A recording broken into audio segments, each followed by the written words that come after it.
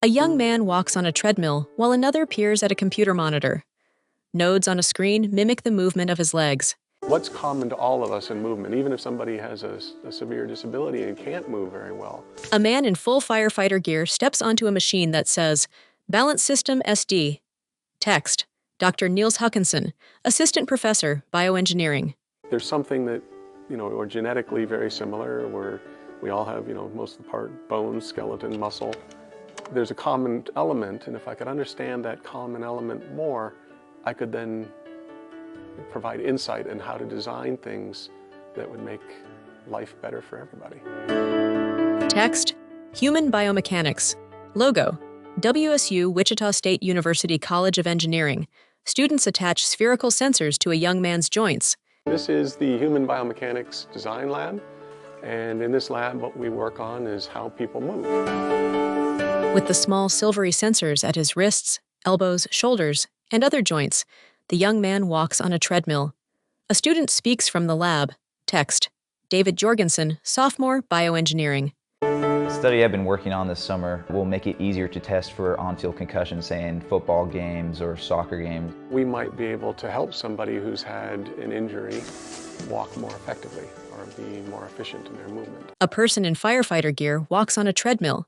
Another student speaks in front of an array of computer monitors, some displaying anatomical models. Text, Luis Nolasco, Senior, Bioengineering. Or analyze injuries, how they happen, how they occur, why they occur, and then try to make preventative measures to try to reduce or eliminate those injuries. So if there was a way that I could still perform to 100% and not get injured, that would be perfect. Text, Estefania Rios, Senior, Bioengineering. A student watches on screen as a human form jumps. Readings scroll by below.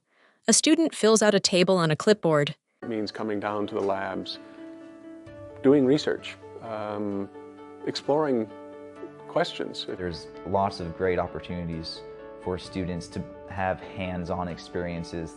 And basically do it all ourselves as if we were, in a job.